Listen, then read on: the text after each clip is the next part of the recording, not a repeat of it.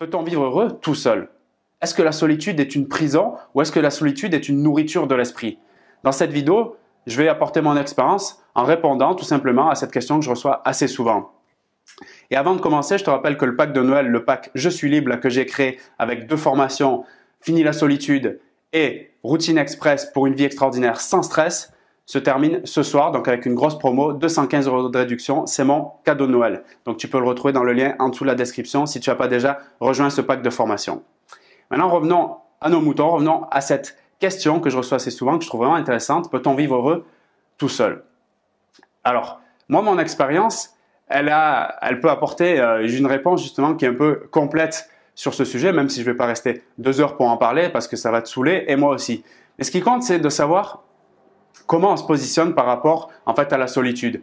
Je te l'ai déjà dit en plusieurs vidéos et j'en parle notamment dans le programme, dans le pack là. La solitude pour moi c'est un état d'esprit. Un état d'esprit qui va créer donc des sentiments. C'est-à-dire que les pensées que je vais cultiver par rapport à la solitude vont m'amener des sentiments, soit qui sont des émotions négatives comme l'ennui, le doute, les choses comme ça. Et ces sentiments-là vont créer des actions dans mon quotidien qui sont par exemple rester chez moi, ne pas parler aux autres, refuser les invitations, etc.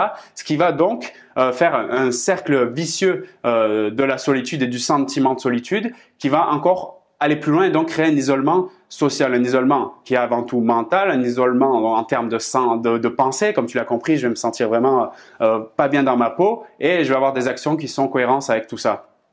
Et ça, c'est un sentiment qui est vraiment, si tu l'as connu, si tu le connais parfois, et en fait, je pense qu'on le connaît même tous tôt ou tard dans notre vie, quand on est quitté, quand on quitte quelqu'un, quand on quitte une entreprise, quand on passe du lycée à la fac, tu sais, il y a ce moment un peu de doute parfois, quand on change, je sais pas moi, même d'établissement bancaire, tu vois, tu ressens ce sentiment à tous les moments dans ta vie, peut-être aussi à la retraite, il y a beaucoup de solitude et d'isolement. Donc, c'est un truc qu'il faut accepter comme partie intégrante de la vie. Ça fait partie du processus de la vie, comme l'échec fait partie du processus de la réussite, ou comme le lavage de dents fait partie du processus d'avoir les dents qui tiennent bien, tu vois. Exemple à la con, on est d'accord. Et je veux dire par là, c'est que dans mon expérience, j'ai souffert énormément de ce sentiment de solitude qui a créé de l'ennui. Par exemple, quand j'ai terminé l'école, le bac, et après je savais pas quoi faire de ma vie et je réfléchissais où aller. À ce moment-là, j'ai senti énormément de solitude puisque j'étais plus dans le bain de tous les amis au lycée, on rigole, etc. Où on est un peu, tu sais, comme dans un état, je sais pas moi, tu sais, comme, je sais pas, t'as l'impression d'être dans les nuages, t'es un peu hors réalité. Et quand tu te retrouves face à ton destin, c'est-à-dire où tu dois choisir, c'est un moment clé, ça, tu vois, pas qu'au bac au lycée, mais même pour le travail, pour ton couple, pour tes amis, tu dois choisir. Qu'est-ce que tu fais? Quelle est ta décision? Aller dans cette étude, ce domaine d'activité. À ce moment-là, il y a un sentiment profond qui peut intervenir. Et si sa gestion en termes de management des émotions, elle est pas réalisée avec le contrôle, ben, ce qui se passe là, c'est que le sentiment de solitude, ça peut être quelque chose qui devient toxique et donc crée cet ennui profond et cette envie de rien faire, de ne plus croire en rien du tout. Et là, ça devient quelque chose qui peut être paralysant. Donc voilà mon avis par rapport à ce sentiment qui est en fait à la base, avant d'être un sentiment, ça précède donc un état d'esprit, tu vois. Et je pense que le travail il est sur comment je me positionne par rapport à cet état d'esprit. Parce que tu peux être également avec plein d'amis, avoir un entourage social puissant, dans une entreprise avec beaucoup de personnes autour de toi, limite ne jamais avoir un temps où tu es seul physiquement, c'est-à-dire dans ta maison ou je sais pas, dans un endroit seul, donc entouré toujours physiquement par des gens et te sentir au fond de toi profondément seul, tu vois. Donc tu peux cultiver, tu peux être accompagné et te sentir seul et tu peux inversement aussi te sentir complètement accompagné. C'est-à-dire, ben voilà, de ne pas connaître les sentiments négatifs comme l'ennui, la tristesse et tout, et plutôt la joie, l'enthousiasme, en étant seul physiquement. Tu vois, c'est le cas par exemple de ceux qui montent un peu en sagesse, en illumination, en spiritualité. Tu sais, les Bouddhas les Bouddhas des temps modernes, tu sais que tu fais beaucoup de, je sais pas, par exemple relaxation, méditation, d'activité seule, et tu es solitaire et tu trouves beaucoup de plaisir à le faire. Et c'est génial en ce sens-là parce que du coup tu cultives pas cette émotion négative qui est l'ennui, qui est créée par ce sentiment, donc cette pensée de la solitude. Et dans ce sens-là, c'est génial. Maintenant, moi, je sais que j'ai expérimenté les deux, tu vois. Je suis plutôt extraverti, j'aime bien quand même être au contact